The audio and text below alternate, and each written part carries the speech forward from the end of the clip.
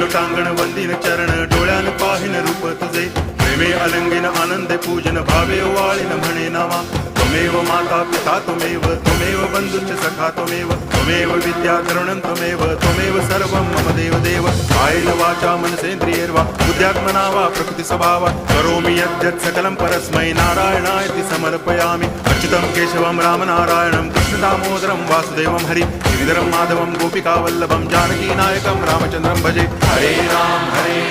Ram Ram Hare Hare Hare Krishna